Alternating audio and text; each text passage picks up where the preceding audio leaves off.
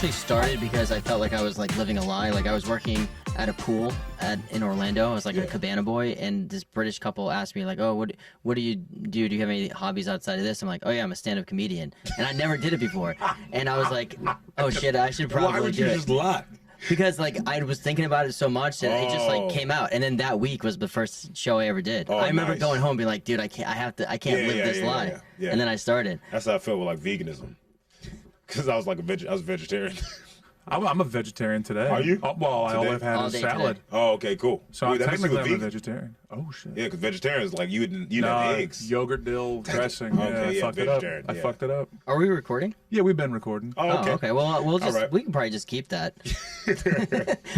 Episode 3. We're already going. We did like a cold open. Yeah. Okay. Dude, cool. You were talking about being a vegan, and that must be nearly impossible at some of these places on the road. Like, what do you do when you're in like Des Moines, Iowa? They don't eat it's salad. 1,000% possible. It's just like probably not as convenient. You know, it's having a bunch of omnivore foods, just regular food available at all times. But it's just like, you know, like for instance, if I'm in the middle of nowhere, it's just a gas station, then I'll get like an apple, banana. Apple, bananas are readily available. I'll get either what? But I'm saying like full-blown meals. If you're in the middle of the country, first of all, I don't even know what omnivore means. I'm going to pretend. That sounds like sounds like a straight-up dinosaur.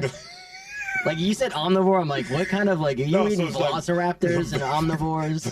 What's an omnivore? Omnivores, people that eat both, like meat and veggies. Dude, you just made that shit up. I didn't make that up. That's pretty common. That's straight up Jurassic Park. No, man, listen. You're lost worlding me. You're telling me that you headline carnivals. Stop doing it. Omnivore sounds like when it sounds You don't know like omnivore either? I do. Oh, okay. But it does sound like a dinosaur. It's a bullshit phrase. It's a bullshit phrase though, because omnivore. Is it?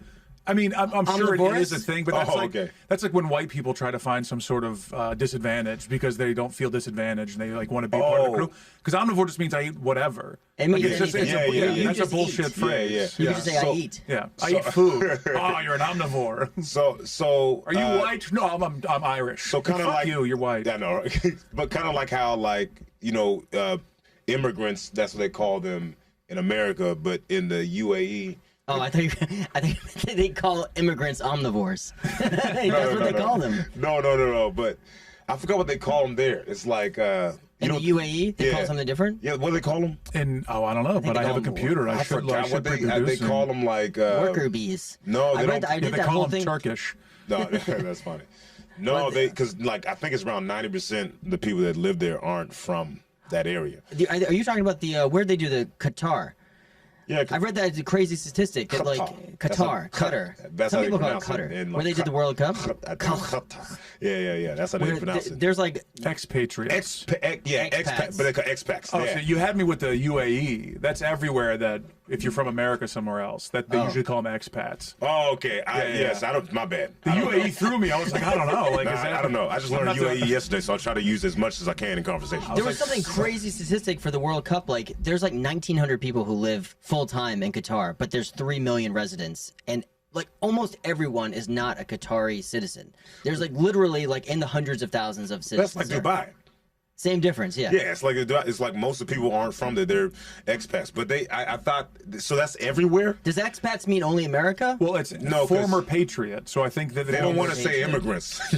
So they made their own word, but he just made me think of that when he said omnivore. People just made that up. Omnivore. Yeah, omnivore. Omnivore is like, but that's what it is. The omnivore is not something that's like made up, because a carnivore is someone that eats meat. Omnivore, there's most like dinosaurs are omnivores. I would say 75% of dinosaurs are omnivores. 75% of every animal. Yeah, is an omnivore. But that's a different. There's a difference because there's carnivores like lions that just eat meat.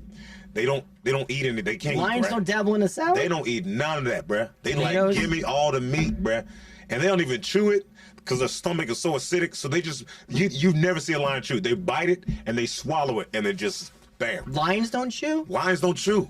I feel like hippopotamus don't chew. They chew just enough to get it in. They don't. They chew to tear it off. But now they call carnivores keto. because that's all they do. Yeah, keto is. You ever met a carnivore, like a human person that only eats meat? Like that's it? Yeah, they die in 10 years. Yeah, a lot of people are doing that now. I see it. Well, you for like a month of like all meat diet. That's too much, though. I wouldn't be able to do that. I met a guy on a. I mean, if I wasn't vegan, that would. I was on some sort of like Amazing Race type show many years ago when Yahoo was like trying to make original content, and there was a guy on the crew eating a burrito, and he was picking out all the vegetables, the rice, and he just left the meat, and he crushed chips up to it, and we were all watching this guy eat, and we're like, that sounds disgusting. We're like, yo, what is going on? And that's just a waste. Bro, I swear to God, he goes, when I was a kid, my parents made me eat vegetables, but they're not in charge of me anymore. Dead serious. And then he rolled up the burrito and just ate a meat and chip burrito. I was like, this guy is fucked. And that's all. I swear to God, that's how we ate the entire week we were there. In the Midwest, for example, like I know people who are from the Midwest, from like Iowa, who the diet out there is so insane. Like vegetables outside of corn are just like not consumed. Like I know a grown man who doesn't eat vegetables. Legitimately eats meats and cheeses. I know a legendary MMA coach who is like probably one of the greatest coaches of all time, super genius minded, that doesn't drink water. See, that's messed up. But I'm I like, feel bro, like what do you get? How are you here? I feel like people drink too much water, though. Like what? Okay, so last year, right? You die. Around this time last year, water. I had a New Year's resolution last year, which was to drink the healthy amount of water per day, which I think is a pretty good a gallon resolution. Right? It was for a man. It was something ridiculous. It was like 2 liters of water. But in order to do it, like I bought the size container that you're supposed to drink per day, so there's no wiggle. There's no thought that how to go in. Yeah. You just drink. I got one of them too. It's at 7 a.m. Drink this much. 8 a.m. Good morning. It's this massive thing. I still have it in my house, and I was drinking that for a full day for like a week. I'm like, I'm gonna drown myself. I couldn't. You're not used to it. I wasn't used to it. Yeah. But then when people say, so how long did you keep going? I did like 2 weeks of it. Oh, and then you couldn't do it anymore? I couldn't do it. Bro, it gets so easy. It's so easy. I could drink like you give me like what's a normal size water bottle? It's like 12 ounces? 12 ounces? Yeah, give me 12 ounces. I can down it This was like 100 ounces though. You'd have to drink 10 of those. Yeah, but I'm saying, I do it every day. And I drink 1.5 gallons. But in the beginning, it's hard. And then you pee a lot. Yeah, I mean, my whole day was scrambled up. Yeah, your whole day is peeing. I couldn't leave my house. You'll be in the middle of a conversation. You're like, 125 ounces is the recommended amount. That's what which is 10 bottles of water. That's not that much. It's not that much. Dude, I was killing myself. Bro, if you wake up in the morning and just chug like a giant glass of water and do it again, you're a quarter of the way done. First thing in the morning, cold water, get your metabolism going. I was struggling with it. You should always drink. I started doing ice baths. How do you do that? You got a bath? Yeah, I got a bath. Bro, I got to get on America's Got Talent. I mean, there's a lot of people on that show, but bath money. Yeah. So I got to. You make it like. I do. I have a bath. So I just have a bath, and I just fill it up with cold water. I take ice and I dump ice in it every day, every morning. Wow. How do you produce that much ice? I had to buy the ices. I had to buy the ice. Ice bags? Yeah, I buy ice bag, and I just. Well, okay, so let's go back to your ice operation. Yeah. So you go to sleep at night. Do you like put in an order for ice? How many bags of ice are you? I know it's kind of wasteful, but I order bags of ice like groceries. Every day? They deliver it, and they deliver the bags of ice, and then I put it in my fridge, and then I have ice being made, and I take that ice and I just put it in the cold water. Are you a cold drink person too? Do you like I don't. Cold drink? When I'm drinking water, it's gotta be room temperature. Ooh, no thanks. Yeah. I drink my coffee. I just have it black, and then I don't really drink anything else. Just coffee, black coffee, I haven't and been water. drinking. Did I tell you I stopped drinking? Remember that I told you that story? Yeah. That was the last time I drank. Really? I told you I was done. Didn't I tell you I was so yeah. embarrassed? I was like, I'm never drinking again. So you've been off. How long have you not drank for? I don't know, like 6 months, something like that. That's good. Do you think? No, I'm done. I mean, I started drinking 3 years ago. So it's like I went 28 years of not drinking, and then I was like, oh, this is why they do it, And then I did it. But the time that you went like off the rails is totally excusable. I did It wasn't like a Tuesday at noon. Like you went to a wedding, you had a good time, and then. Oh, okay, yeah, that wasn't even the story I told you about. But But you said the wedding is where I blacked out. Yeah, but that was not the one that cut it out. No, it was a story I told you with the comedian. He was on Last Comic Standing. There's a lot of Black people in dude, last comics. black dude, big ball. Oh, yes. Yeah, Alonzo yeah. Ball. Alonzo Ball. Alonzo Ball. I don't know how I forgot this. I remember now, yeah. He's one of my favorite comedians. He's the whole. And I forgot. He's honestly He's hilarious. amazing. What Anthony Jeselnik is one of my favorite comedians. I just had But to put he that pulls out you there. aside. He saw you drinking. He pulls you aside, and he said goes- something that was he like very goes, dad-like. Young man. That's what he did. His Young voice man. too. Young man. Slow down. I'm like, all right. After he said that, I was like, all right, well, I'm not drinking anymore. Yeah, I just that's stopped tough. drinking. That's tough. I was like, there I was like, I felt like this is why I decided to stop drinking. Because when I was drinking there, I felt like I was fine. I was like, why would you pull me to the side, man? I'm not blacked out. Like anyway. Yeah, the fact that you remember it, I think, is good enough to know you didn't black out, right? Like, I remember the whole night. I don't usually back out. That's what scared me because like the week before I was at a wedding, and then I drank and I remember everything. Then I was like, I'm gonna sleep on this couch, and I woke up, teleported to the Airbnb, and then they were telling me stories. They were like, yeah, you were saying this, you were saying that, which wasn't like, I didn't say anything wild.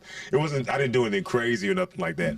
But I didn't like the fact that I teleported. I don't want superpowers. No, yeah, you don't want to forget how you got home. Were you If I could teleport and remember it, that'd be fun. I'm always curious about people that start drinking or don't doing get drugs sick. later in life. So you didn't get hungover? No, I never got hungover. You I heard never. about your actions from the night before, and you were like, that's it for me. That was my thing because I never blacked out. I never got a hangover, and no one could outdrink me. That's So I because you're so hydrated. It's probably why I don't you're know. not hungover. You might be 100% right. I don't know. I mean, I don't Your know. water intake. I don't know if I was drinking that much water. I think I was drinking way more alcohol than I was Isn't it water. funny though how Warm people, vodka, cold Yeah, I was bath. drinking a lot more alcohol than water at that time. So Isn't it funny how people are always like the first thing they do when they want to get on a diet or start working out, they're like, I gotta cut all this water weight. That's why I'm just like, stop drinking water. Stop drinking the water. I don't think no, anybody yeah, does well, that. you're like- that's horrible advice. Stop telling you have to drink water. Listen, stop water's so drinking good water. for you. There's a reason you can live longer off of water than you can food. Well, food okay, so 3 days. this MMA guy who didn't drink water, what was his reasoning for that? I'm sure he had some type of weird reasoning. No, no? man, he just said he didn't like it, but that was it. It wasn't a good That reason. doesn't sound good and enough. he was like, this is a dumb. I should be drinking water. So what did I he just don't drink in like- replace of it? What He was drink soda, he drink coffee. I know a kid who only drinks Pepsi, Okay. and he will Brand drink loyal Pepsi, not like soda. Brand Loyal, like Oh, has so you know the t-shirts. same guy. But no. I'm saying like I'm asking. You mean like Oh. Pepsi, No, he's like Brand the Loyal. brand or soda? No, Brand Loyal Like Pepsi. he didn't slip out on like a Tuesday, be like, oh, it's a Coke right there. No, he wouldn't do it. Was He's it a got- Sierra Mist? He's got Pepsi shirts. So he drinks so much Pepsi. This is true. He did a cross-country trip, and he was so concerned about having cold Pepsi that he bought a USB refrigerator for the car so he could have chilled Pepsi along the way. Honestly, everything other than the Pepsi, I like that. I'd love to have a cooler, especially long trips, road trips, hitting the road for a while, having a refrigerator in your car.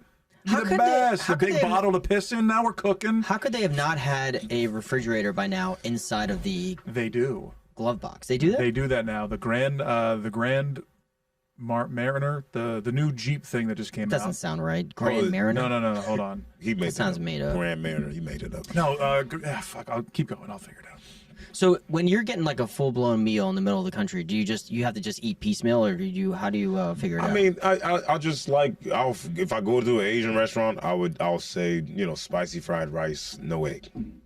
Or if I go Okay, to so like that's fair. if I go to a Mediterranean, I'll just probably get like a tikka masala. Mediterranean, like they're heavily vegetarian, so all they gotta do usually is, Mediterranean, that's Indian, isn't it? yeah. Mediterranean is not Indian. That's not even close. Not even the same continent.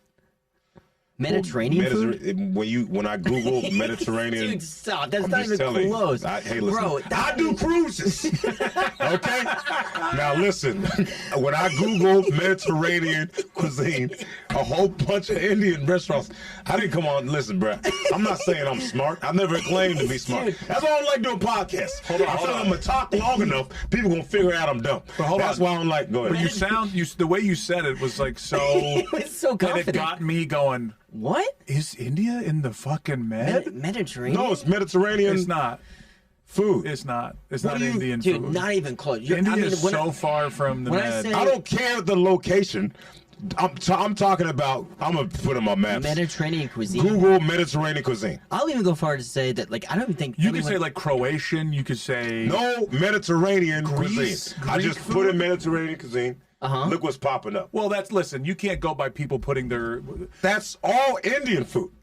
All of it is Indian So food. you're saying because people in the United States I'm and New York City saying- don't know SEO, therefore Indian food is Mediterranean? Exactly. All right. And fine, I you know am what? an American. I'm with you So on that. okay, America you. over here. So listen. But why when I Google I think when people say Mediterranean food, I'm Armenian, which I think is like, that's Mediterranean food. It's Greek, Turkish, grape Dang. leaves, hummus, tabboulehs. No one has ever said Mediterranean food is tikka masala. Hey, bro. man, you throw listen, me bro. off. That's way off. I didn't know that. So I don't know That's anything like about someone saying, Mediterranean. like, oh yeah, I really love soccer when I play with a baseball bat.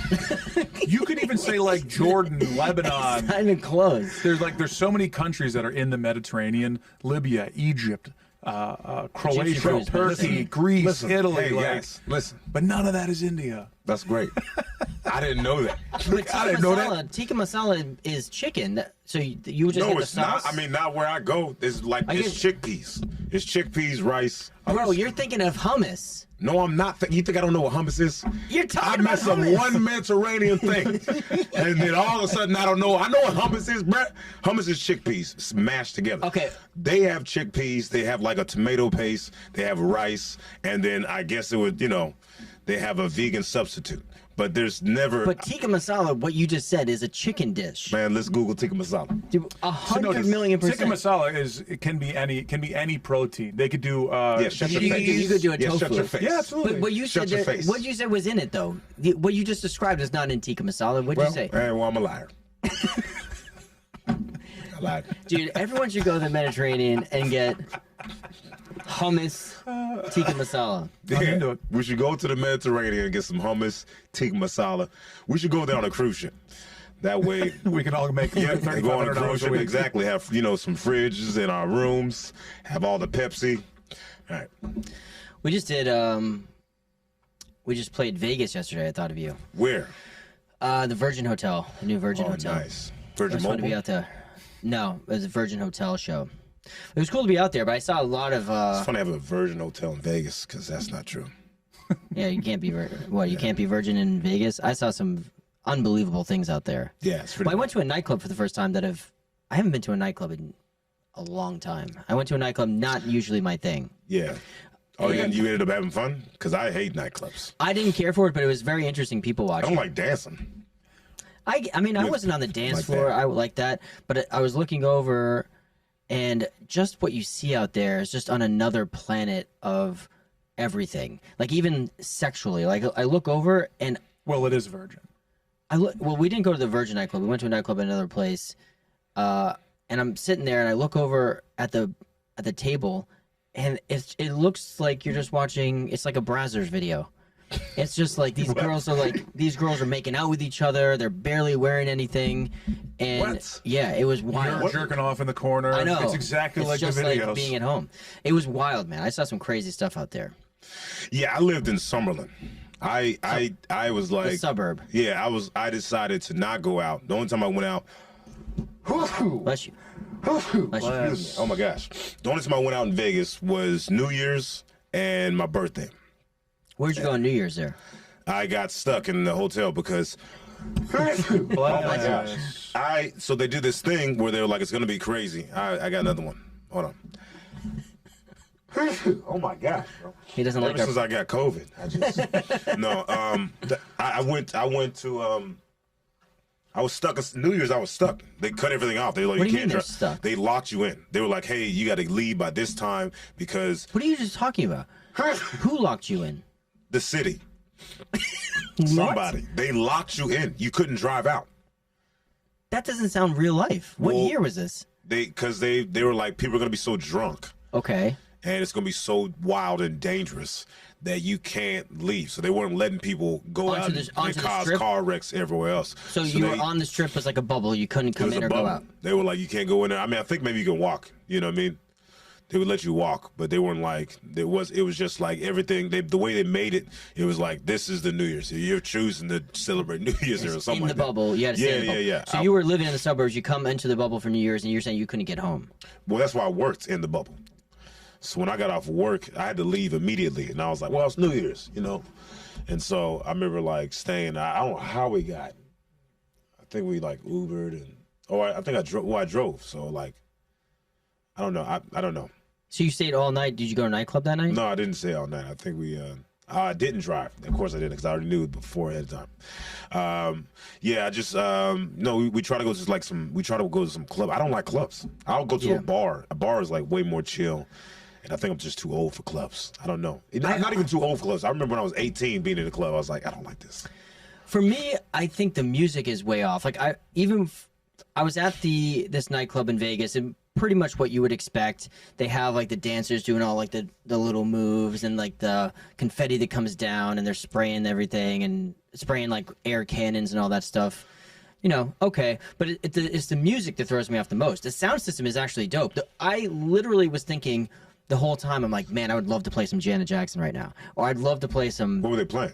It was just all what you would think, like techno or whatever they call it now stuff. Yeah, I mean, you can go to another club and have some Janet Jackson. Even if I went there, I'd be like, man, this is my song. I don't want to. I'm not trying to. You know what I mean? I just don't like the environment. You know, like where you gotta like, you know. Just, you know, you got the girls dancing, then in order for you to dance, we got to sneak up behind them, like, and then they got to turn around and be like, okay, you're not ugly, and then they continue to dance with you. But I don't like that, because most of the time it's like, get off me. You know what I mean? It's just weird. It's a weird way. I don't know how they dance now. That's how it was back in the day. And Vegas closes their door. All the casinos on the Strip close their doors at 10 p.m. on New Year's Eve. You have to be a guest to get in the doors. That's like a New Year's Eve thing. That's wild. 10 o'clock, no one allowed unless you stay here. The prices too are just out of control. Like, I would love to be at a meeting at some of these nightclubs, especially in Vegas when they come up with the bottle prices. Yeah. It's real life. You walk outside the place, and then inside the nightclub, the prices are it's unbelievable. Like a bottle of Jack Daniels, which is like $40 or whatever it is at a liquor store, will be like $700. Yeah. Because you're not paying for the bottle, you're paying for the space, the couch, the then position, the VIP. You're paying for the experience. Then there's some attractive girls that drop off the bottles with the lights and the never gonna talk spritzers or whatever they call them. Not my scene at all. Yeah, not my scene at all. I would take a very danceable bar for sure. A danceable bar is way more up my alley. I guess medium busy, danceable bar. Medium busy, yeah. Medium busy. That's my. But my I don't favorite. like. I just don't. I don't like the. I just don't like. I love dancing. I dance all the time. I'm always dancing. I'll dance in the elevator by myself. But I just don't like. I think maybe that's why I like drinking. Drinking, I don't care. I'm like, let's dance, baby. You know, like let's dance, baby. You think you're done forever? Yeah. No, I mean, I'll probably have some wine when I get in a relationship or something. Wine's, you know. Such a. I mean, that's it. I don't need to be doing Wine's that. a great middle ground between drinking and not drinking. Because you're drinking, you could finish a bottle, be like, I finished a bottle, and you still just have a buzz. Yeah. So you have that like up and down. You have the experience of it all with a little bit of buzz. And it's a different drink. Well, yeah, wine you're drinking. I feel like I can't get like destroyed on wine. I feel like you know. You do, but then you start, but it's a different type of It drink. is. I remember one time I was like, this is I could drink as much wine as I want. I did that. I started that day. It was like I was drinking. And if you drink organic wine, it doesn't have sulfurs in it, and it doesn't. Your headaches. I love wine. Yeah, wine's amazing. Wine. It's amazing. Yeah. Let's do a wine podcast real quick. Yeah, just get. You ever had a French Malbec? Oh, that'll change your life. I had a wine this weekend. I had a glass of wine. I don't drink that much anymore anyway. Like I had like 2 drinks this weekend, and I don't know. It's got to be nice for you though to be able to, because you're going out with a person that doesn't drink. Oh, you got a built-in pressure to driver. Drink isn't there. No, I'll do a mocktail. Gatto doesn't drink. Oh, he doesn't drink at all. No, Did he? never drank ever. Oh, ever. That's so good. he'll do like a mocktail every once in a while. You know, mocktails are fine. Yeah, but if you're getting and they're hammered, fun. it's like you're almost So like, what's the shit, I'm reason- screwing up here. You know? So why doesn't he? He talks about it. I think he just. I don't know. I guess he just never did, and then it just became like a thing, and I don't know. Just never. Yeah, did. that was a thing for me. You know, but I was like, I'm gonna try it out. I'm gonna try it out. I just want to see what it's like to be an alcoholic for 2 years. You guys kind of had the same, a similar approach, because I remember when you didn't drink when we were in Orlando, and you and him are very similar. Of like, you would still be the life of the party out when we'd go. What was that fun bar we used to go to and dance in Orlando? But they would play all the music I would like. It would be like 80s, 90s fun, and we'd go there sometimes after the show. No, it was like downtown Orlando. It's probably not even there anymore. But they would do some fun nights. Mojo's. Something. Okay, but you were always like, you know, you'd always have a great time. Altitudes? No, it was like a back. It was. You live in Orlando? I used to live in Orlando for years. Oh, yeah, what? Yeah. When? Tanqueray's was my spot too. Tanqueray's was Stardust. cool as You didn't. You weren't doing comedy. The Stardust. I remember Stardust. That was I like used to live right That was near like there. East Coast, Yeah, next yeah, to yeah. University of Florida. No. Stardust is down on Eola. It was a basement bar. I don't know if it's still there. Okay. Tangeray's. Tangeray's was the basement That was my bar. spot. Yeah. That was my I know favorite what place to go. Tangeray's is at. I was there That's the jazz club, right? 2006 to 2009, maybe. So I was only there like three and a half years, and then I started stand up in 2009, and then I've been. Oh, me too, man. Yeah. Yeah, I can't. I'm hitting 14 in March. But yeah, Tangeray's. Some girl invited me there one time, and I was like, "This is awesome." Cool spot. I remember thinking they should do stand up down there Yeah. because it was That like a would be basement. Actually, pretty dope. I never Perfect. thought about it. I mean, Basement club. that setup would be perfect. That's legitimately probably the best setup in all of all. Oh, for sure. Other than I didn't even think Bonkers. about that till now. Other than Bonkers, Yeah, which right. is always has the perfect setup. You know what's screwed up is that when I would go to Tangeray's, I've always had this thing where, and I don't even realize I do it, and I literally just now realize why I did it. If there's some sort of food item in the name of a place, like Tangeray's, yeah, it's like gin, but it's a name. I always ordered gin down there. When I was a kid, subconsciously hits you. subconsciously, at kid, I'd go to Chili's, give me chili. Waffle House, I need the waffle. They don't even have chili at Chili's, do They they? used to. they haven't used been to. to I Chili's swear to for a God. while. When I was a kid, for some reason, if it's like it's built into me, if it's the name, because that's Well, where I you think started that's drinking not like- gin. I started drinking gin at Tangeray's. You'd think it'd be think- good though, because if it's in the title, like if you go to a place that's called Margaritas, you'd think that it would be Right. good. I would have gin and tonics and Guinness. That's what I would go back Oh for. my god, your Horrendous. stomach, that's a terrible mix. Awful. But I was like, Ugh. that's Tangeray's. I got to have gin. Tanqueray is the thing that as comics, like I think a lot of people don't understand that the bigger the room, it's not the better the show. I think for people who aren't in stand up, they don't get that. Yeah, they don't get it at all. And it's for me, it's a weird ratio. Like you could probably create an equation for the height of the ceilings, the width of the room, and the amount of people that you can fit in that space. There is an equation that makes sense. But as a comic, you're always looking at low ceilings, tight space, almost uncomfortable for an audience. That makes for a better show. And Tangeray's is a place that's like that. The ceilings are not that high. You're in a basement. Perfect. It I has, didn't like, think about it till you just mentioned it. Literally, as Dim soon as you lighting. said it, I go, that's the Yeah, great. That yeah, could be yeah, the yeah. greatest non-comedy club show in the world. For me, the biggest thing I look at when I go to a room is the height of the ceilings. That's why I Yeah. think That could Comedy throw Works everything out. downtown is probably one of the better in the country. You Because talking about Denver? Denver. Yeah. I mean, have you The seen Portland ratio. Helium Comedy Club? Yeah. That's sexy right there. Then the seats go up. It's crazy. So it's like there's no one that's sitting. I hate when you go to a place and it's just like Straight flat. And it's like, because people can't see, but the seats in the Helium Comedy Club go up, so it feels like you're still have that intimate feeling. I love it. See, Comedy that's Works why is like that, too. I think Comedy Yeah, Works, Comedy Works has Denver it, too. is beats it by a little bit because it's kind of Yeah. like on a triangle. Yeah. Like it's like a V, so you don't lose that like wideness. Yeah, And yeah. you're eye level big with the person in the very back, so it's like they're all Yeah. kind of like your balls are in their face the whole time. It's No, kinda I nice. looked it up and I seen what was the number one comedy clubs in the states, Oh, and there's a rank? yeah, it was Denver, and then second was Portland. But I've been to both of them, and I mean I like Portland more, but that's because I was born there.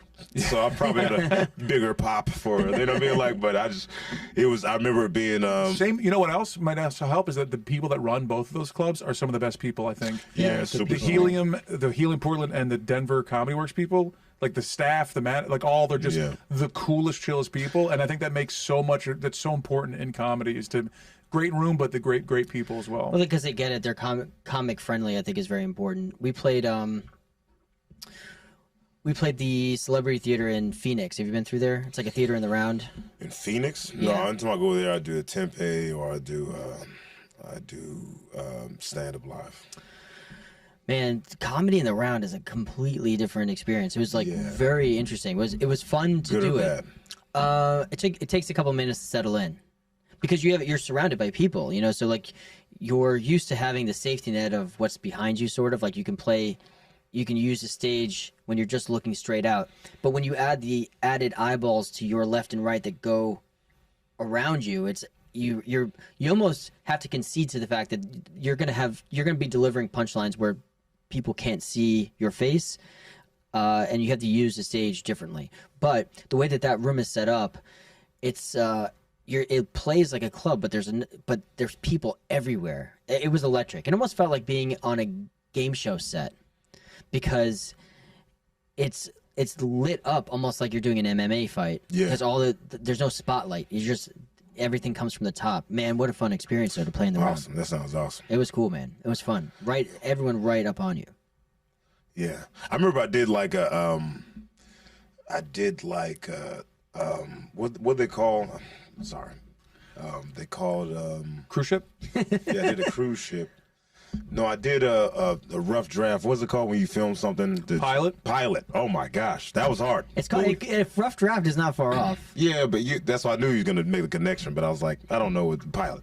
I shot a pilot for a game show, and it was the coolest thing ever. It was. What was the premise of the game show? The premise of the game show is like, I don't remember. It was so long ago. Did you like hosting? Yeah, I liked hosting, but I like stand-up more. I love hosting. I want to host. That's a goal of mine. I want to host something, and so I probably got to bring my memory up. But Do you think when you're Welcome to Who Wants to Be Rich? Who Wants to Be Rich? There we go.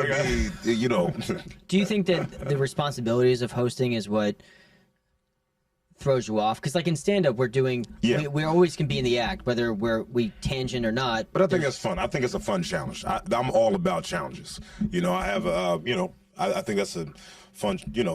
I think stand-up is kind of you get to be selfish and it's just you the whole time, and it's kind of like an ego, like, oh, look at me, I'm doing jokes and I'm making you laugh, But like when you're hosting, it's kind of a responsibility, but it's gratifying when you have all these obstacles put in your way, and then you still kind of get over it.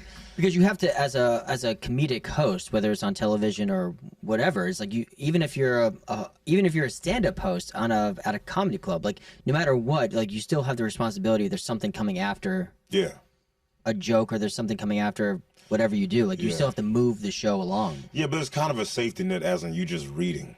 Like you're just reading a teleprompter, and you're like blah blah blah. Do you have trouble reading it? A teleprompter I did in the beginning. The teleprompter is different. It's tough. It's not the same as reading text message. I feel like I'm dyslexic, and so a teleprompter throws me way off. I'm reading or you just have to get used to it, because I remember get used to it. I remember seeing words in something I did for a teleprompter, and you see everything, and your mind can't help but initially to read along further than you are. Then you'll be reading, and your brain put this word in, and it's like that's not in there. It's not a natural thing to do. It's not natural. No, but I think it's like it's definitely harder than just reading on your phone. But I mean, it's still, for me, it's a safety net, because then I don't know. And then I think you doing years of comedy, it just, when you get in certain positions, like I remember the host. Me as a host, I would interview some of the guests that maybe won first, second, third, or whatever, and they would say something, and I would be like, I would just come up with ideas. But yeah, that's the ideal kind of hosting, like for TV, where you're allowed to just be in the moment. Yeah, because you can really play around, especially if it's something that's closed captioned, where there's an edit. Where if you're a live host, I feel like that's even more pressure. Like to host a show live would be. If you would host a show, what show would you host? If I were to host a show on TV right now, I would probably I'd want to be a host of like a travel food show. Wow. Something like a Diners, Diggins, and Diners, Diners, You're a big fan of the form, I can tell. Yeah, that's my dyslexia. Diners, Drive-ins, Diggins. I've had pilots with Food Network for food shows, and I feel like that or a game show, to be honest. But a game show. You know what? Actually, no. As of yesterday, there's a show called Traders on Peacock, where it's like The Mole, but with all these reality stars. Alan Cummings is the host. I would like to be that host. It looks so much fun. It's nonstop riffing, That's fun. Riff opportunities. Like I'm watching it, going like, "You're missing so many opportunities to have a good time," and it's like. He's so scripted, but I think what's the point of the show? It's The Mole. No, where it's like there's you have to guess. You have to guess someone's like betraying you in the group, and you have to guess who it is throughout the show. And Alan Cumming hosts this is what you're doing. Here's the challenge. Here's this, or like TJ from The Challenge on MTV, something like that, where you can just like Rogan from Fear Factor, like something like that. I think would be so much fun to host, because you can be yourself, but also like. Lead the show on, which I think is better for a comic to have a hosting show like that, because your personality shines. Well, also it would be kind of interesting to do. I would host like something like The Bachelorette or something. That would be fun. Really? Where no one is funny for sure, and I think that would be a fun opportunity to be. Did you see I Bachelor think my in personality Paradise? would come out on that. David Spade hosted Bachelor in Paradise when they fired the original host for being a prick, and so he was on for like a couple of episodes, and it was the best. I only watched it because he was on it, and my girlfriend watches it, And it was great because he was just like talking shit under his breath, like in that David Spade way when they would say something. He's so funny. And he'd be like, well, I guess you're wearing a bikini, so it'll be easier if you have sex. Have a good one. Like he's just doing so these like little quips and punches were so perfect for the form of comedy. It was so perfect. Yeah, I did that Lights Out show with him, and which I hated that episode, but he was so funny. People don't give him enough credit, like comedically. We know him as a comedic actor in SNL, but like that guy is his personality is so tuned into who he is. It's unbeatable. Yeah. And his last special was amazing. I didn't watch it. It's so funny. It's so Spade. Him and I work with George Lopez. They were really similar as far as like even like Fluffy. Like all these people that have been doing it like 30 years, Yeah. They just were so like they were like, all right, you need to redo it. Then they boom, new line. Yeah. Boom, different line. Boom, they were thinking from a different angle, and I'm like, oh my gosh, like I was laughing at the first one, and you just thought of like two more, but they kept. I remember when they would pause and be like, all right, we got to redo this, and they would just always be funny. We popped into a Fluffy show in Phoenix after our show, and he's working on his new hour, bro. It was insane. Really? It was insane, dude. That's crazy. His crowds. I mean, he sold out Dodger Stadium. Yeah. I feel like he doesn't get enough credit for what he's doing right now. Yeah. I think Stadium is insane. For what he did was pretty incredible. Yeah. And so the people who love Fluffy. And so he's back to the clubs to work on the new hour. And we walked in there, and the energy of the room was something I don't know if I've ever seen anything like that. Wow. But to come from a stadium to come back and do the clubs, like everything out of his mouth was crazy. Like his audience went nuts. I don't know if I've seen something like that. It was pretty incredible to watch him sing. Advertised weekend, or was it he just doing like a surprise? No, it was his. So his crowd weekend. showed up. Yeah. And it was pretty incredible. But a packed comedy club like that, I mean, What was this at? Stand Up Live in Phoenix. Yeah.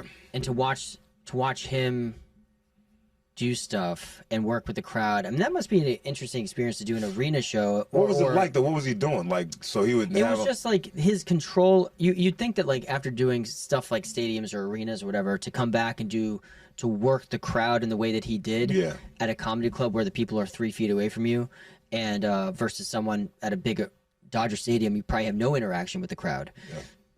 His crowd work was so good, and it just opened the door. Like people were just hanging on every word of his crowd work, and then when he would go into material, it was just electric in there. It's pretty cool to watch him work. That's crazy. That was the first time I ever saw him live, and it was very impressive. I remember watching him before I started doing stand-up, and I was like, this dude is so funny. I always thought he was funny. That the racist gift basket was so funny. You know that bit? Yeah. Oh man, I used to listen to it all the time. Is he your favorite comedian? Who was your favorite comedian before you did stand-up versus now, do you think? I'm always curious about that. Yeah, it was Arnez J starting out. Oh, okay, yeah. Arnez J, you know that? Mm. Okay, yeah. You know Arnez J? Yep. Yeah, he was my favorite comedian starting out. And then Before you were a comedian? before I was a comedian. Yeah. Before I was a comedian, even like during when I, started, he was like kind of like my favorite. Then I got into like I liked Dane Cook, Brian Regan, Eddie Murphy. That's when Kevin Hart. Yeah, Kevin Hart. 2009. He was popping off. He was just popping off. Cat Williams. I mean, those were the people I liked. And there was to be honest with you, most of my favorite comedians were on like, they were on like, I think it was like Def Jam. No, it wasn't Def Jam. It was Comic View. Comic View. I used to watch Comic View all the time, but then they had so many comedians. I was like, I don't know if my favorite comedian is that one dude. Like this one dude, I can't remember his name. He does his bit, and he's on Comic View. I seen him, and it was some light skinned dude with braids. I just remember what he looked like.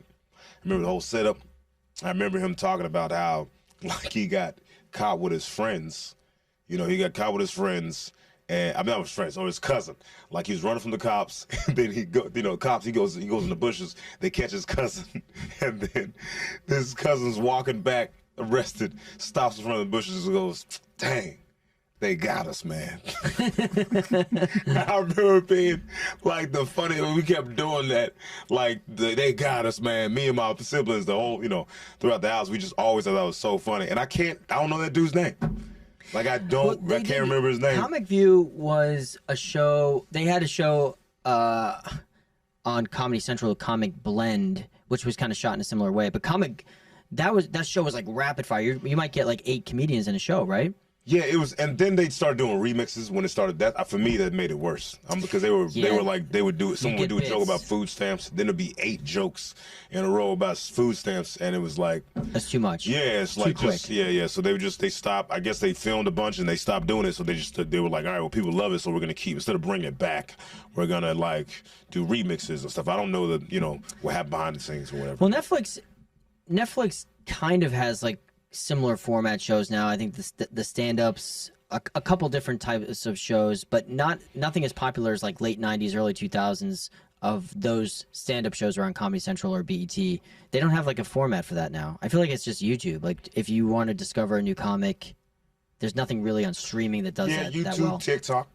TikTok's huge for that right now. Yeah. One joke at a time. I've seen a couple comedians just blow off of there. It's crazy. You know what's interesting about TikTok stand-up that I've found, and I've looked at it. They're not doing jokes. Well, that's a whole other thing. But there's even like comics who post clips, and it's more about like, I don't know if this is good or bad. It's more about the premise and the delivery of the joke, and less about how much the crowd is liking it. Like I saw this clip the other day about a comic, and it had like a really interesting premise of a joke, and it was almost filmed at like an open mic where no one's really even laughing, but he executed the joke well enough that the audience laughter didn't reflect the popularity of the bit. Does that make sense? Yeah. Like you'd think that like you'd only want to post bits to kill, but this bit got millions of likes, and he's literally doing it in an open mic, and people aren't even really laughing there. Yeah. But I think people are reading the joke with the captions, and if it resonates, you can have a joke that kills on TikTok that's not killing live, which you wouldn't think that would be the case. That seems like a transition in comedy where you have like a group of comedians that will say something important or that resonates with a lot of people, but it's not as much funny. So, yeah, or it's just something that's shareable. It's like if it's something that people are talking about that's what I mean. So shareable content is more important. So if I was like, I'm a struggling crackhead, I would go on there, do a bit, and be like, man, I've been struggling, but this is help me out and something funny, and bam, 1.1 million views. And then people like, bro, I'm also a crackhead, and people just kind of they can resonate with it. So, but do you blame comics for that? No, because I think that's comedy, like where you go to get an audience now. That's like saying, in the 90s, like, I would never do MTV. Well, then what the fuck are you doing comedy for? Like, it's almost like you kind of have to. Yeah, I don't get thing. anyone that kind of like blames the artist. Yeah, like there's a lot of that going around, which is really annoying. That's because they're bitter. I don't know who says it, but they have to be bitter because it's like things change, things evolve. And I think I know one guy who has a boat that kept saying. Oh, okay, yeah. Someone who's started stand-up long before TikTok. I think the way that your brain would think is like, I'm not going to post anything unless it kills. Yeah. And I think that is not really the case anymore. Yeah. Like even when I look at clips that I want to post, I could post a clip that I've done and had like 1,200 people like dying laughing. It will get like 6 likes. Yeah. Because it doesn't really have to do with the bit or how big it was when you did it in the moment. I think it comes down to like the shareability or the relatability. Yeah. Not only to the joke, but like the whole thing. It's just like how something you could have a guy dancing with. In their bathroom get 1 million views. Yeah, I did authenticity of it. I did a story. I might have told you a story, but I did a story about how I went on a date with this girl that she didn't say.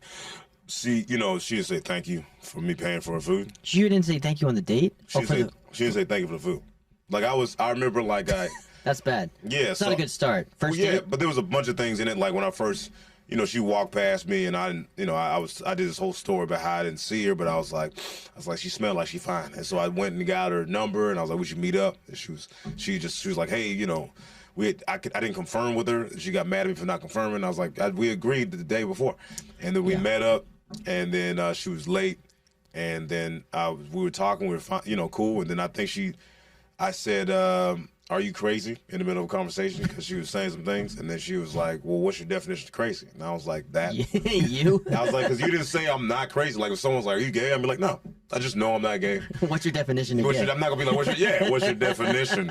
You know, everybody got different definitions. You know, I don't know. That seems like a pretty like. What's your definition of gay? It's like, well, do you ever sing? Yeah, when you gay. Like, all right, well then I answer. Like, that's actually an easy one. To some people ask me that. That's asked me that a lot before, and I'm like, they ask if you're gay. What do you mean by gay? Well, because I like gay things other than the sexual side of it. Like, what's gay things that? Well, stereotypically gay things. I love musicals. I love photography. I love art. I like singing. Okay. You know, That's I like all culture. this Yeah, stuff. it's culture. I'm super gay. sure. That's what I'm saying. Like stereotype. Well, I guess coming from living in the South, like that makes me gay. Yeah, I played football and I was in theater in high school. Yeah, I so remember I was a playing jock soccer. and I was gay. I remember playing soccer in the South, in Memphis, Tennessee, and then they called me gay, and I stopped playing. That's why I stopped playing. What are you running, kicking a ball? Yeah. That's why I stopped playing soccer. Bro. That's why you got to ask. If someone says you gay, you're like, well, what do you mean? I played soccer. I stopped them. The whole sport. That's bad though. If you go on a date, I mean. But it's not the date. Let me just. So it's not about the date. I went on a date and I told the story on TikTok, and I just threw it. I was like, something to post. So I just posted it, and then it went viral. And then Black Twitter tried to cancel me. Why did they try to cancel you? They tried to cancel me because it was. I think that's what I say on there that. In the video? I don't know. I said something in the video, and they were like, "That's cancelable." I don't. It was just something. I don't know. I can't remember. But they just try to like. I don't know. It was just black women mad at me. Black women were mad at me because I said I went on a date with a woman, and this is why I messed up because I said who she was. I said she was fine because she was like Miss. She was like Miss. She was like Miss Ghana. You know. Oh, you named names. I didn't say names. I just said she was like Guyanese? second place Miss Ghana. So people might have Googled and been like, hey, this dude is talking trash. And then she made a reply video. Oh, God. And it was like this whole, but my point is, that went viral. And that I was was just telling a story. People like drama, bruh. People like drama. People like something they can relate to. And if it's not the drama, they like, and people like talent. So it's those three things. You still gotta be, still gotta be talented. Anyway, but that's well, I mean, you could dive into so much about a hot supermodel type. Yeah, woman. she when she replied to the video, she was second place Miss Ghana, so she sounded incredible. She was very second place. She was she was very second place. I was like, yeah, you're good. I was like, you're watching the video being like, where are your eyes going? Oh, they're crossed. So what camera you looking at? She gets second place. I was like, touche. I was like, good. I mean, but I set myself up for that. So, and I called her like, I just seemed so mean in my video after. I was like, okay. I just deleted it. You deleted it? I deleted it. It's still on Twitter. If you Google Preacher Lawson, like Goners, I know this pops up. Someone wrote a Yahoo article about me. I was like, this is about stupid. that. About that? Bro, that's what I'm saying. About I'm that like, date? it's not this. They was like, and then the whole narrative around it was like, comedian fumbles the bag. I didn't want the bag. They were mad at you because you screwed up with Miss Ghana. Yeah, they said place. I screwed up, and it's like I said because the whole point was. She was like, I was trying to get a kiss afterwards. She didn't want to do it. And she was like, you gotta chase me. And I was like, bro, I'm not gonna chase you. On foot? She ran across the street. She ran across the street, bro. And she's like, you're not gonna chase me? And I was like, bro, I'm in my 30s. Like, I'm not gonna chase. Then I left, but she said she was joking. And I was like, I don't care if you're joking. You were late. You didn't thank me. You quit, so I was just doing all this in my head. And I was like, but I felt like she was fine. I was like, okay, she's just not, we're not going to, I'm not going to. Is there anyone fine enough that would be No, okay? man. No, there's no one because it doesn't it goes, first of all, it goes away. If I look at someone, I remember looking at this one girl I thought was so fine. I mean, she is fine, but she's still fine. But I remember like the more I hung out with her, the more I was looking at stuff and I was like, No one's perfect. No one's perfect. Yeah, at all. No one's so good that they can't not appreciate you back. Yeah. That's not possible. Yeah. Maybe for a little bit. I don't care about the women that look that good because, usually when they look that good, they're not that talented. You can't have everything. There are some really good looking people that are talented, for sure. And that's why they're famous. You got to look at them. What do they look like when they were in their like teens and early 20s? Yeah, they're usually not attractive. The ugly duckling thing. And then they just get braces and bam. Yeah. Well, everything I think has a balance. There's that's balance what to I'm saying. everything. You know, like you could have someone who has great looks, but they might have some deep issues and other things. I truly believe that there's a scales to everything in life. Like life might give you super success or money, but maybe leaves you out on something else. There's not many examples where you're like, this guy has it all. And even the examples that are publicly like, this guy has it all. Like the thing that came to mind was, which is not the case ironically anymore, like a guy like Tom Brady, when you're like, this guy has it all. You know, he's the best quarterback. He has the hottest wife. He's got kids. Like he's got all the money. But now he's like getting divorced. Yeah, you know? so he now has the best. Now he has. Well, Now he's all the money in the world, all the fame in the world, and he's single. and he's single, and he has a 26-year-old supermodel Kind of girlfriend. one, yeah. Does he already? Dude, I looked up a picture of this girl, and I was like, "You got to be joking me." Oh, she's so fine. It's almost unbelievable. Wow. It's almost unbelievable. I'm gonna have to do this. But then he has a girlfriend, and he lost. He looked terrible yesterday. They had a game yesterday. He looked terrible the whole season, right? Yeah, it wasn't good. But that's what I mean. It never. That's what's happening. The one on the right's the new one. Yeah. I mean, that's unbelievable. Yeah, it's There's other Brought photos too. silence to the room. I know, brought silence. Listen, but I guess what I'm saying, you get it. There's always balance, you know. Yeah, I get that. Yeah, 100%. I mean, there's the people that don't, people that are broke. They're like, man, if I had money, and then when they get money, it doesn't fix anything. Doesn't solve. Yeah, it doesn't solve any deep-rooted issues. Life makes it interesting. There's also just, I've thought about this a lot too. There's only so many things you can possibly buy. Yeah. You're gonna have the more money you have, you're gonna have a sick house. You can have a sick house. Okay. You can have a sick car. You can vacation the way you want. You can eat the things you want. But then outside of that, it's like your day doesn't change that much. You're still gonna go to bed at night. You're gonna wake up in the morning. You're gonna probably have coffee. You're gonna go to bed. You're gonna watch TV or watch a movie or something. I think the difference in the day of like a super wealthy person, if you're talking just money wise, is not that far off from someone who just has like a good job and lives in the suburbs and has a home. I just think it's on a bigger scale. Does that make it better? I don't know. Like it's also more stress too. Like people, the people I've known who've had mega bucks, not that I know personally or just been around, they cannot be happy. There's so much stress. I mean, a billionaire cannot. I mean, I understand, like, when someone's broke, they're always just like, man, the stress of, like, having, to pay bills the next, for, like, rent and all that stuff. It's like, bro, I've been broke. I get it. Like, I'm, like, thinking, oh, do I have a place to stay? That's a stressful feeling. That is 100%. You don't want to be homeless, But being a billionaire, that just doesn't seem like... That's too much. There's just too many things going on. And you have people suing you all the time for different stuff. Like every day, multiple times a day. You got to have, even when someone is not a billionaire level but has a lot of money and they're like, oh, I want to have a house here and I want to have a house there and I want to have a house here. Now my mid-30s brain is thinking like, God, he's got to pay taxes in Colorado for this ski house. He's got to have someone shoveling the snow in the winter when he's not there. You got to you have constant maintenance issues. Even if you have a staff of people to handle that, that means you have to hire someone to handle your real estate properties. For me, I don't, that wouldn't do it for me. Even if I had all the money in the world, I don't think I would be buying properties everywhere to do it like that. I would just go stay at a nice hotel and leave. After like 10 million, it's a game, right? Doesn't matter anymore. It doesn't matter. It's a game. You're just like, all right, let's see how much money I can get. Do you think people after they make 10 million, they're doing it just because it's a hustle of it? You have to, man. I mean, you don't need. I mean, statistically, you don't need any more money. Like you're after like 100 grand. Like 100 grand, you can go on vacation whenever you want.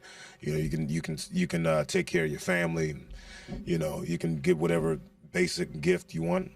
You're fine. So after that, what drives like a guy? What do you think drives a guy like Jeff Bezos? I mean, what drives us?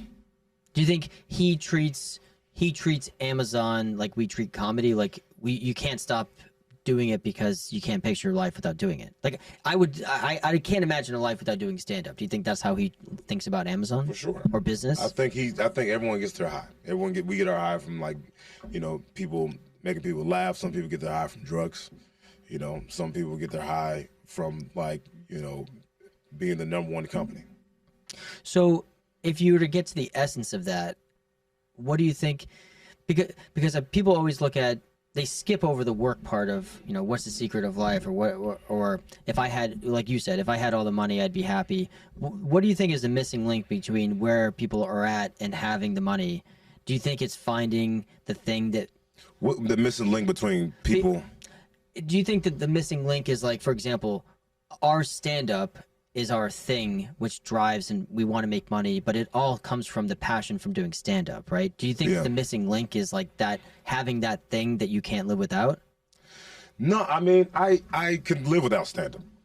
You could live with, how long could you think I mean, you didn't go through 2020? You didn't go through 2020? It was tough, awesome. yeah. It was tough for me for like 2 weeks. Yeah, I had a great time. Yeah, I was like, I'm fine. Well, there's no pressure. I remember believing like, how am I going to live without stand up? How am I? And then I just was like, oh, this is how we'd do it. 2021 was creeping around. I'm like, yo, do we got to do stand up again? Well, you know what I think was the equilibrium or the thing that balanced everything out was that no one was doing stand up. That's probably it. I don't know if I could do it knowing that everyone else is doing it. Yeah, it's the competitive nature of it. If you owned like a seafood restaurant and all the other seafood restaurants around you closed, you could be like, okay, well, I just don't know if I could deal with There's no seafood opportunities that I'm missing. Yeah. This is my favorite thing. Stand is my favorite thing ever.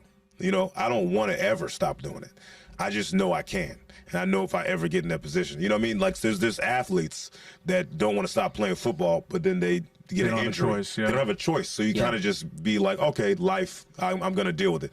But I think a lot of people, I think most people in general just don't have ambition. Like I was at a comedy club and I just was hanging out with some servers afterwards. I was like, all right, I'm gonna hang out, for 30 minutes and then I'm gonna go back and I'm gonna finish editing, blah blah blah, all that stuff. I already had in my head. But when I was hanging out with them, I remember talking to them. I was like, so what do you do?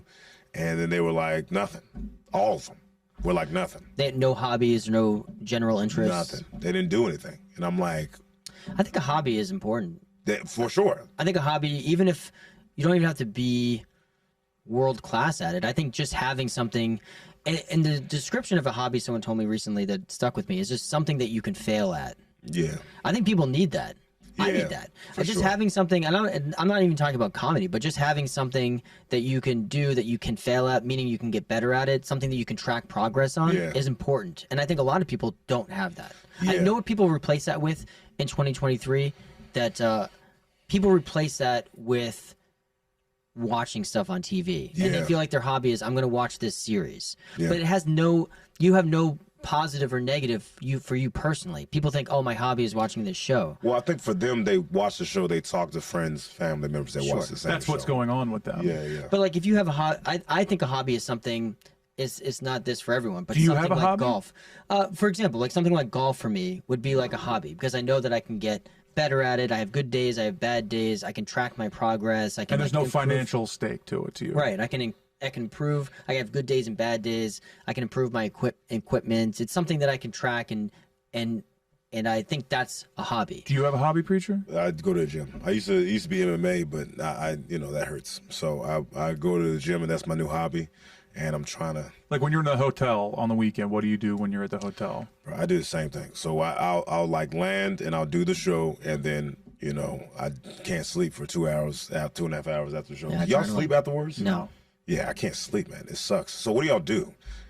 After a show? I'm trying to figure out something. I was like, okay, obviously I'm not sleeping after the show. So I need to find out a routine where I could be like, okay, this amount of time I'm doing this, or I usually edit or Yeah. drink, but the drinking is what helps me go to sleep. Yeah, I know. And it's a crutch because like if I'm not staying at the club afterwards or the show or at the bar, hanging, the social aspect of just winding down, and then like, okay, now I go to because if I go to the hotel right after, I know I'm just gonna be manic because I can't sleep and I'm just gonna be like watching TV. I should order food, and then it just becomes a fucking nightmare. So like I use drinking to like kind of fill that time. Or if I have something to work on, I'll go, oh, let me edit this clip, let me put that up, whatever. I heard sleep is bad for your circadian rhythm. So you don't stay there. You just kind of wake up. Yeah, What do you mean? Throughout the night? You're waking up throughout the night? Oh, constantly. I took a sleep test like a year ago, and they said I woke up 45 times in the night. That's Oh my insane. God. Once I'm out, but I feel like I am more productive. That's crazy. After a show, I feel like writing emails, even booking stuff that's more mundane, like booking travel, kind of calms me down a little bit. But I do that stuff after a show for sure. I usually start editing. I'll start editing the show. So I'm like, okay, if I edit this show, I'm ahead of the game. And I just start editing the show or whatever. Or What would you do if there was no comedy? Like, let's say you couldn't perform stand-up, but you love comedy. Would you stay in the game in some perspective? Would you be in? Or what do you think you would do? No, what I think. I like comedy for all the selfish reasons. No, okay. You know, like I like performing. When I see someone else performing, it doesn't feel good That's to me. not the same, yeah. It feels like I'm watching someone eat when I'm hungry. Right. So I don't like watching people unless, this is another selfish reason, unless they're like one of my favorite comedians, or unless I feel like I'm going to see something.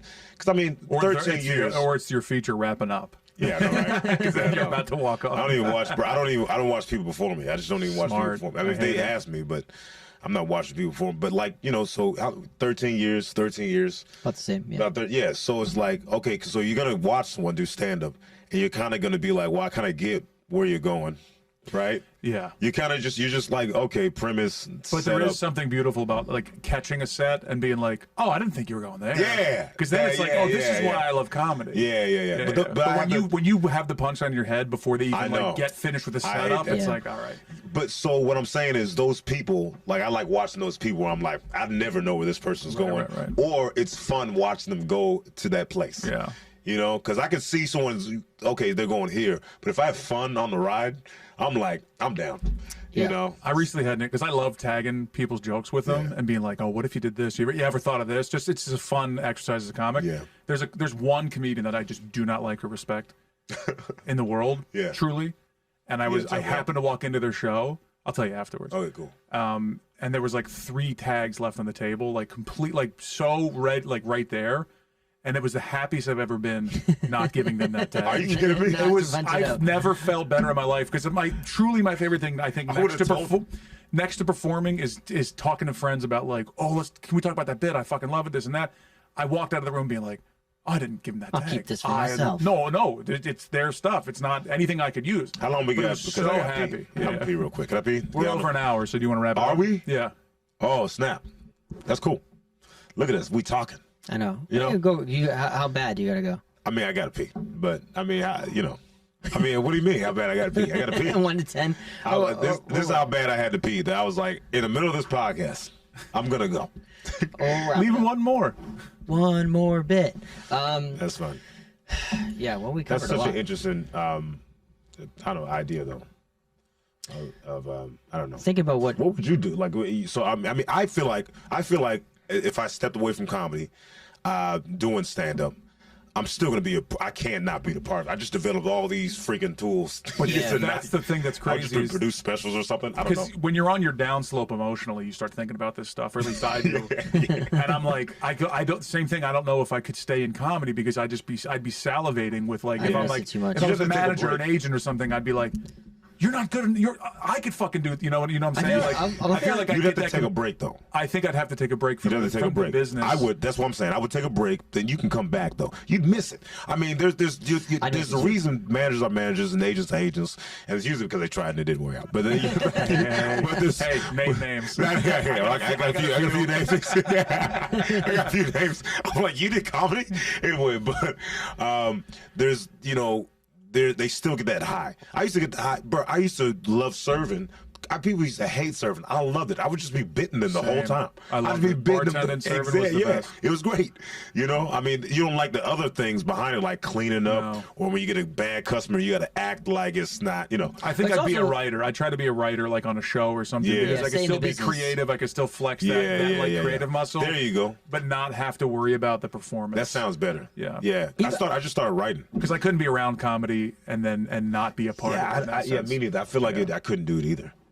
To your point though, it's funny because sometimes when I used to work in like a luxury hotel, I hated having to go there. But I Yeah. still think about like if I could work there like once every 3 months for like a day, I would fucking crush it. You know, Yeah. I feel like I loved working with there were some really interesting people, interesting problem solving. And so when people don't like their job, it's the fact that you have to do it like 5 days a week. But there's stuff that you do like I would love to pop back in there and do like work a shift. But it's hard to think about like what I would do without stand up because I don't think that I could go back and just work a regular like 9 to 5 type thing. Even if it was a cool gig, like I don't think I could work a regular job. Even this, like producing other people's podcasts, makes me crazy a little bit. Like part of me Really? is like, I want to be in that seat because Yeah. I am for a lot of shows, but like, Aren't you? There's a camera on you. no camera. There's no camera on him? No, I thought he was recording with his laptop. No. We're getting one. That's weird. I know. We're it is just weird. looking over to nobody. Just like, hey, Jamie. Yeah. It's but even this is like it's almost too close to the fire to be like. Yeah. And also when people don't know that I'm a comic because I'm behind, like there's a delineation of roles. Producer's the producer, the performer's the performer. But as a comic doing a producer role, it's difficult to sit here and be that because I know I'm funny, I know I'm a comic, I perform, you know what I'm saying? So it's like even this is almost too close for like if I had to quit stand up, this would be tough for me to do because I'd be watching it being like I should be over there. Well, the thing that's tough about that is that because just like in regular life and regular jobs, and this happens even like with my wife with like her job and stuff is people that you work with think about you in the role that you're in, not about the role that you want to be in. So like even like, and a lot of people have to leave their job to move up somewhere else and then move back to the company they want to work for. And I've even told her that like sometimes you have to move up, you have to move over to move up because people categorize you in a certain way. Yeah. And and it's tough. Like even me, like not it doesn't hurt me too much, but you know, people sometimes will look at me and be like, "Oh, you're just like an opening act for," you know what I mean? But they don't understand that it's part of such a bigger idea for me, and like that is one part of like they don't see all the other stuff I'm doing. They might just think of me in that thing. Right. Yeah, So, people don't respect you in your hometown. You know, like I remember when I was in Orlando, Florida, I was trying to get like feature dates from a bunch of comedy clubs, and they were like, we'll think about it. Right. And then I left and I came back, and then they were like, here, feature date. Can I headline? Nah, we don't know if you can. And I left, came back, and I'm like, you know what I mean? So true. you have to leave and come back because people, for some reason, when you leave, people are like, oh, he's out there working. Yep. They're out there working, and it's like you're working the whole time, but for some reason, like Tom Feeney, right? He's a comedian in Orlando. When I first met him, he was 19, but I still think he's 19. I still think he's 19, but he's only 2 years younger than me.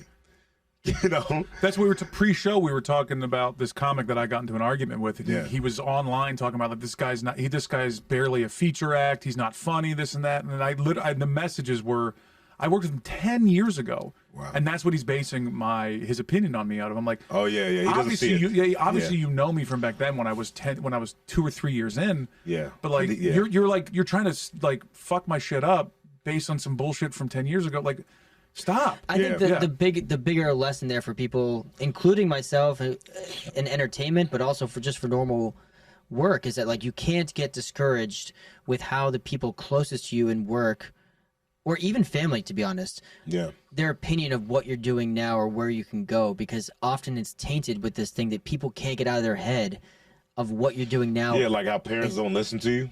Mm-hmm. Parents don't listen to you, but they turn into kids as they get older. You know, and you're like, hey, listen, I know you raised me, but this is dumb. But you've been 12 forever. Past to 12. them, they're like, nah, I used to do this. Yeah. You know, I used to hold, and then like you can't tell me what to do. I just turned 39. My dad told me the other day over the holidays when I went home to visit, he's like, make sure you close the door behind you. I go, you out of, and I stop. I go, you out of your fucking mind? I go, I live in New York City. You think I'm not closing doors? You think you need? And he's like, well, I don't know, miss. Sometimes. I go, sometimes when I was 8. I left the door unlocked. Yeah, okay. That happens whenever I go home to visit my family. I think it's a natural thing. It's kind of like innocent, but my sister does it to me and my mom does it to me. Whenever I'm home, I'm 11 or 12 years old in their mind. My mom would be like, "Did you eat lunch?" I'm like, I'm not getting these daily checkups to see if I ate lunch, but when I'm home and I'm within like 10 miles of Ma, home, I got a pizza on my head. You think I don't think about food constantly? I'm constantly thinking about food. All right, well, we'll wrap up here. Dude, thanks so much for coming on. Oh, absolutely. I appreciate Thanks you, for man. having me, And we'll be back next week. You can follow us online or on YouTube. Follow the channel. Follow us. Oh, right, there we are. Thanks for tuning in to another episode of Fresh Towels. Definitely check out Preacher Lawson. He's going to be on tour through the rest of the spring. And appreciate you tuning in. Thanks for having us in your homes. We out. Deuces. No, mahalo. Mahalo.